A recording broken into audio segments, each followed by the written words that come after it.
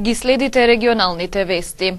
Само 42% од барањата за информации од јавен карактер лани биле достапни до граѓаните. Во земјава веќе неколку години постои Законот за пристап до информации од јавен карактер, кој нуди добри решенија, кои за жал не се спроведуваат во практика. Токму со цел да се поттикнат граѓаните да бараат информации кои ги засегаат, беше одржана дебата на Штуловиот универзитет. Законот за пристап до информации од јавен карактер има слаба примена во Македонија. Законот има добри решенија кои за жал не се спроведуваат во практика. Ова е заклучокот на денешната дебата, реализирана на Универзитетот на Југоисточна Европа, наменета за студенти и представници на невладините организации, чија цел беше да се запознаат со тоа како можат да дојдат до информации од јавен карактер, за да имаме транспарентни и одговорни институции. Универзитетскиот професор Сефер Тахири вели дека само околу 42% од барањата за информации од јавен карактер минатата година биле достапни до граѓаните. Останатото се зацкрива под формулацијата државна тајна или строго доверливи информации. Законот знаеме дека има прилично добри решенија кои што за жал не се спроведуваат во практиката. Имено законот, како и сите други закони во Република Македонија, доживува проблеми кога се спроведува од страна на институциите. Например, само минатата година можам да кажам дека околу 42% е значи процентот на одговори кои што се дадени од институциите, значи како иматели на информации од јавен карактер кон граѓаните или пак кон различните други општествени субјекти кои што побарале информации од различни јавни институции, државни органи, влада, министерства и така натаму.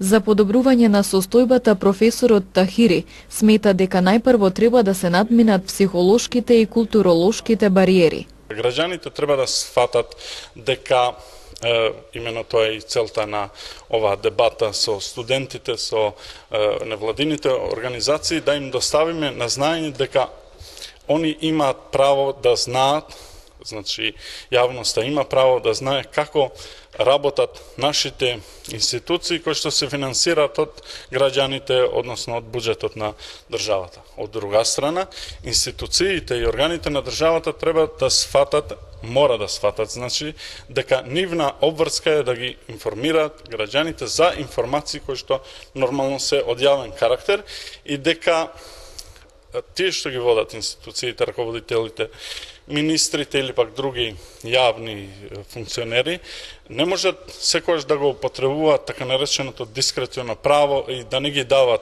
информациите кои што се општи, кои што се јавни, кои што треба да бидат достапни за граѓаните, заскривајќи ги под формулацијата државна тајна или пак информации кои што се доверливи, строго доверливи и така натаму. И мислам дека имаме нова влада, имаме реформска влада која што се залага за транспарентност, одговорност, отчетност и така натаму.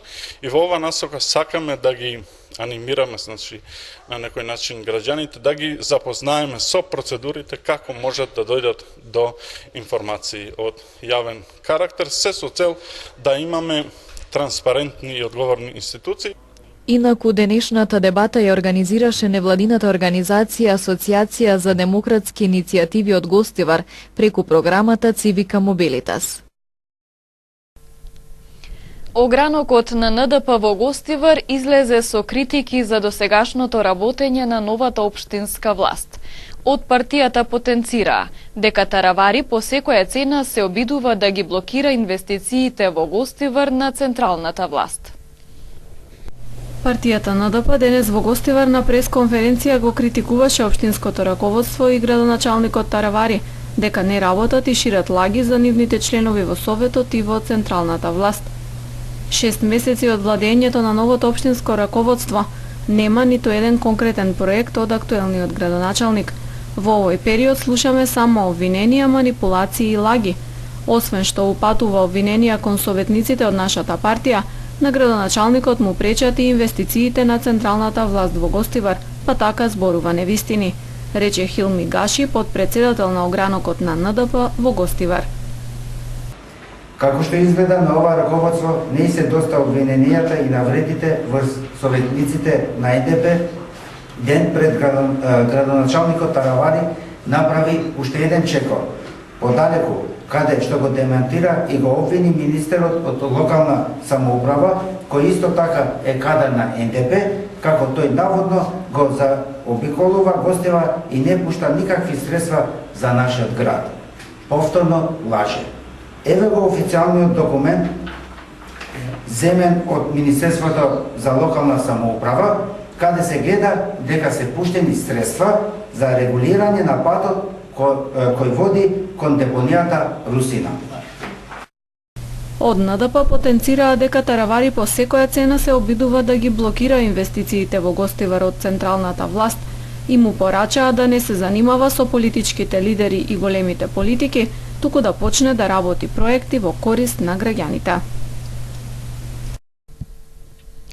Скопјанец приведен откако ги нападнал полициските службеници кои постапувале по сообраќаен прекршок за неправилно паркирање на возилото со кое се превезувал. Од полицискиот билтен и информација за пронајдена дрога во угостителски објект во Гостиварско. Вчера во 14 часот и 5 минути од страна на полициски службеници од полициската станица за безбедност во патниот сообраќај Тетово на булеварот Маршал Тито било забележано непрописно паркирано возило на кружен тек со булеварот Благоја Тоска, соопшти СВР Тетово. При обид да се преземат мерки за сторениот сообраќаен прекршок, 31-годишен скопјанец совозач во патничкото моторно возило Крајслер реагирал со погрдни зборови кон полициските службеници. Во еден момент физички ги нападнал, удирајќи ги од делот на градите и се обидел да се врати во возилото. Истиот веднаш е приведен во полициската станица Тетово за понатамошна постапка. Се работи на расчистување на случајот и ќе бидат поднесени соодветни поднесоци. Ноќта помеѓу 11 и 12 јуни, во времето од 23 часот и 40 минути до 45 минути по полноќ, по претходно издадена судска наредба од страна на полициски службеници од секторот за внатрешни работи Тетово, полициска станица Гостивар и полициско одделение Галате, извршен е претрес во угостителски објект и помошни простории на објектот, собственост на 49 годишен жител на гостиварското село Неготино. Во угостителскиот објект биле затекнати женски лица кои работеле како пејачки и танчарки. Од нив 3 биле од Македонија, а 3 од Република Албанија со регулиран престој во Гостивар. Како што соопшти СВР Тетово, при претресот позади шанкот биле пронајдени 9 најлонски кесички со остатоци од непозната прашкаста материја, една росфајна чинија со видливи траги од наведената материја, што дава основи на сомнение дека во истата просторија се користеле опојни дроги. Предметите се уредно подигнати од лице место од страна на крим техника, а со потврда се одземени за вештачење и понатамошна постапка. Тетовец пријавил закани по живот откако на Facebook објавил покана за ифтар во канцеларијата на ЛГБТ заедницата во Тетово.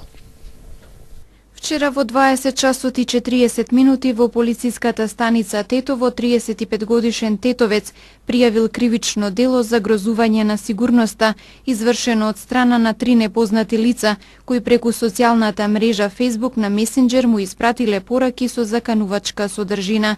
Како што соопшти СВР Тетово, според кажувањето на пријавителот, информацијата објавена на неговиот Facebook профил била погрешно протолкувана и дека немал намера да организира ифтар вечера во центарот на Тетово, туку ги повикал членовите на заедницата на ифтар во дневниот центар канцеларија на ЛГБТ заедницата во Тетово. Се преземаат соодветни мерки за целосно расчистување на случајот.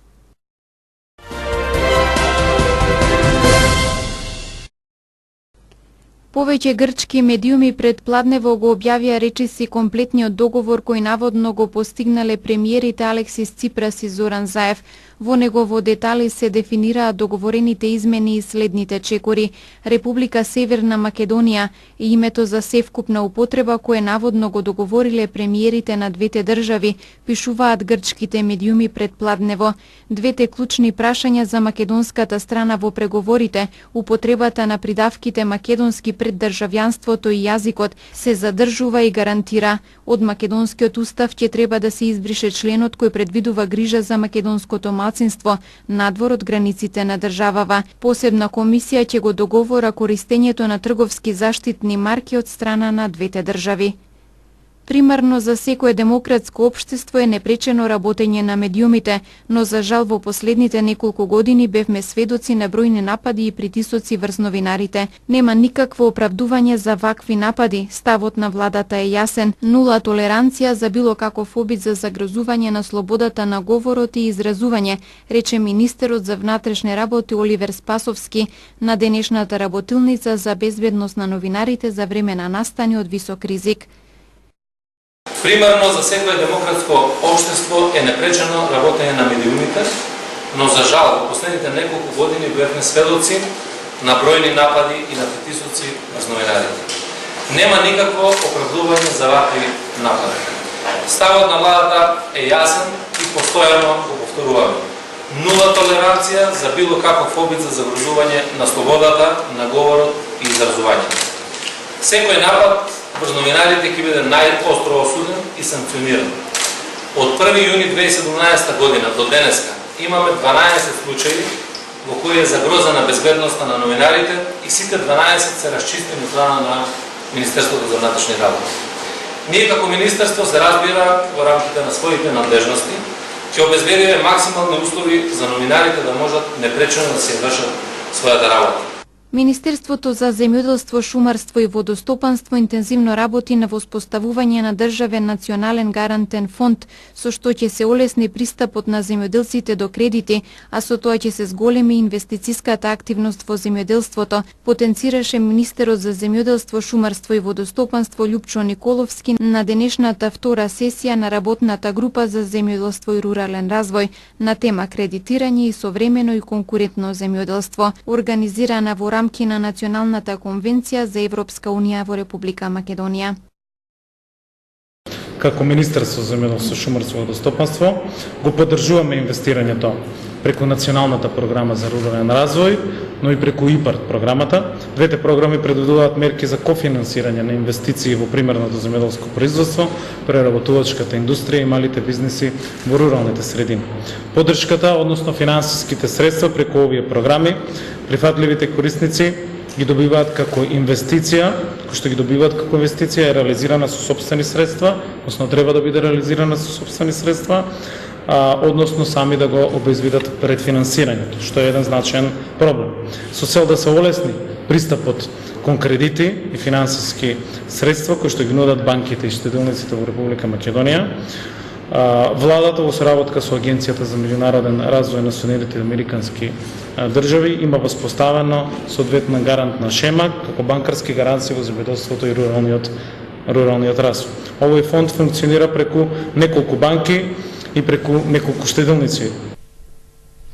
Иако Македонија не е на светското фудбалско првенство во Русија, фудбалската треска постои кај граѓаните. Се очекуваат надпреварите, се гледаат на телевизија, а други ги собираат сликичките од албумот со сите фудбалери и екипи. Големиот интерес за фудбалот и светското првенство во Русија е причината 14-годишниот Лука Бојовски од Тетово да биде упорен и да ги собере сите сликички од албумот посветен на ова глобално надпреварување. Заедно со татко му Зоран неколку пати одел во Скопје каде се организираа настани токму за разменување на сликичките со фудбалери и екипи кои настапуваат на Мондијалот во Русија. Оваа година, 2018, почнав да собирам светското првенство во Русија. Тоа го собрав цело, исто така сам бев во цело училиште што го собирам овој албум, само е јас едно дете, но дознав дека и во Скопје има многу деца. Отидов таму едно 2-3 недели, секоја недела, таму има околу 200-300 деца, се разменуваме таму, со помош на тие деца ја го собрав овој албум. Секоја недела, кажи во сабота и во недела, крши стадионот Филип II има еден парк, тука има околу 100 деца, ние одиме таму, се разменуваме. Таму собрав може околу 200-300 сликички, што ми помогна да собрам овој албум. За овој албум се потребни речиси 700 сликички, па треба и многу пари да се одвојат. Лука Штедел од својот джепарлак вели дека поважно му е чувството што ја исполнил целта, отколку да има повеќе пари за трошење. Јас кога почнав да собирам ова светско првенство, маце ми се виде тешко дека едно пакетче беше маце поскупо од минатите години, кажи само бреката се зголемуваше 30, 35, 40, ама почнам да го собирам овој албум и еве достигнам да го собрам цел албум. Кажи парите што ми беа за храна на училиште, маце си да штедувам за да си купам пакетчина, за да ги отворам да ги залепам во албумот.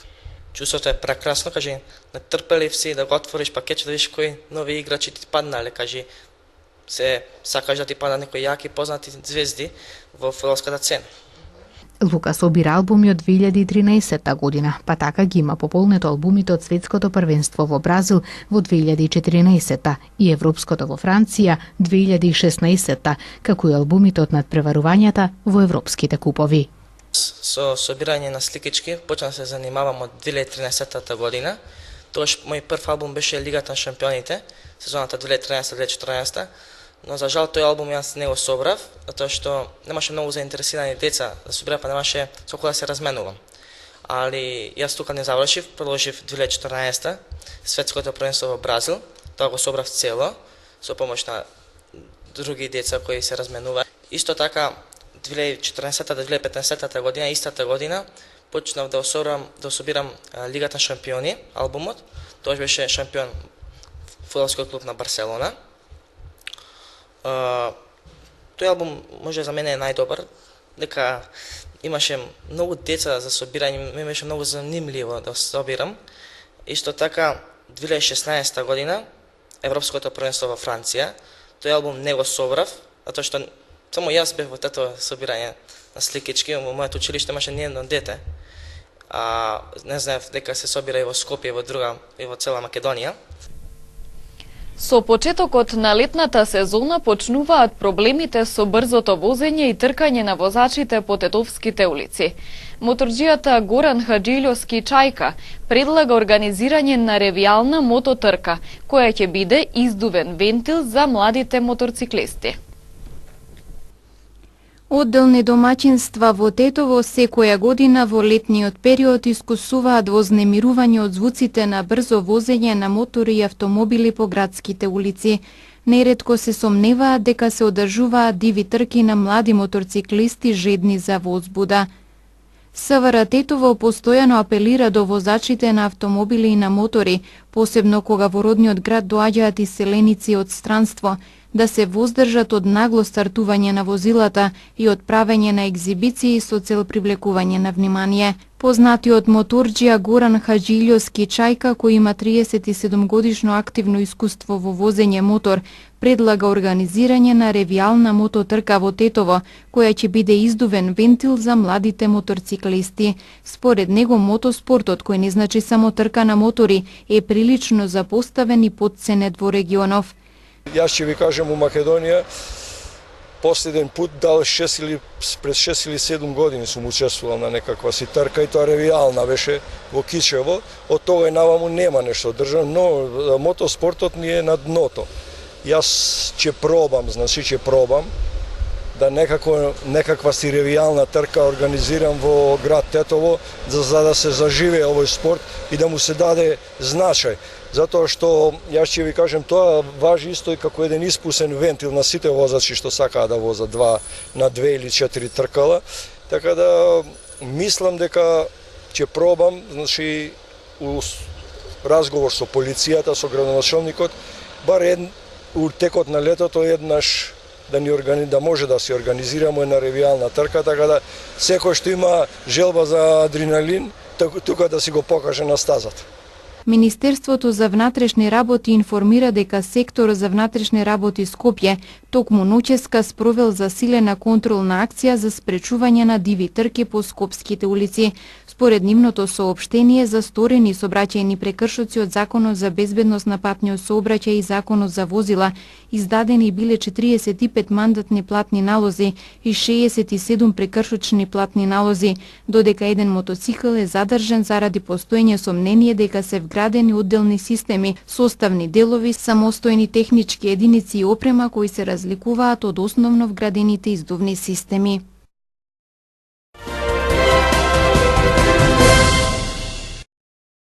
Американскиот председател Доналд Трамп и лидерот на Северна Кореја Ким Џонг Ун се состанаа вчера во Сингапур. Темата на историската средба на двајцата државници беше договор за мир и денуклеаризација на Корејскиот полуостров. Трамп и Ким се состанаа во хотелот Капела на островот Сентоса, а прв на состанокот стигна лидерот на Северна Кореја.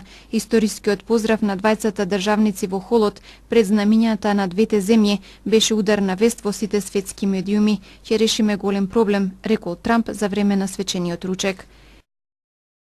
2 недели пред самитот на Европската Унија, новата италијанска влада демонстрира тврд став во однос на прашањето на бегалците. Спасените мигранти на бродот Аквариус наместо во Италија ќе бидат префрлени во Шпанија.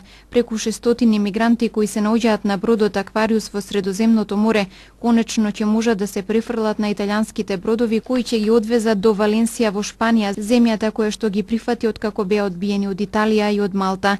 На бродот се наоѓаат 629 мигранти кои се спасени кај либанскиот брег. Ги спаси бродот Аквариус на невладината организација SOS Медитеране.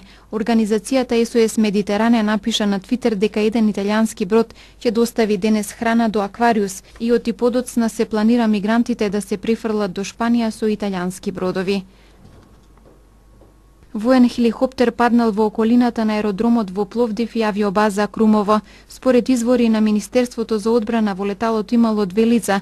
Новинската агенција објави дека 2 лица загинале, а 2 се повредени по преелиминарните информации од службата за итни случаи. Од непознати причини хеликоптерот модел Ми-17 паднал од 30 до 40 метри височина околу 20 часот и 30 минути, пошто избил пламен. Инцидентот се случил за време на вежба за спасување со јаже. Според податоците на очевидци, хеликоптерот се запалил во воздух, се превртел и паднал на земјата, при што се слушнал силен удар. Вкупните трошоци за организацијата на престојното светско фудбалско првенство во Русија ќе чинат колку 1,5 македонски бруто домашен производ. Светското првенство кое започнува следната недела ќе чини неверојатни 14,2 милиарди долари и ќе биде најскапиот мондијал на сите времиња.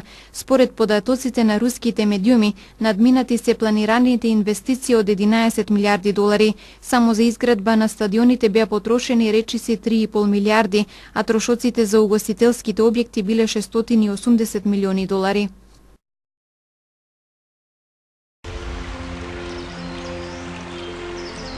Денес имавме сончево и топло време со мала до умерена облачност. Кон крајот на денот со локален пороен дожд, електрични празнења, засилен ветер и услови за појава на дожд.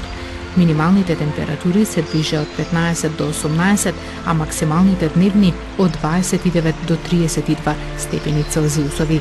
УВ индексот изнесуваше 8.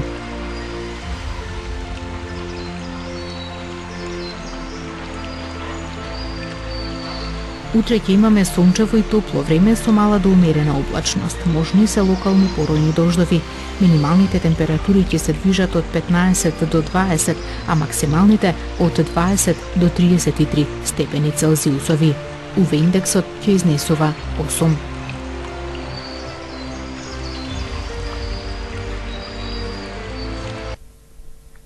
Тоа е се што подготвивме за ова издание на регионалните вести. Пријатно!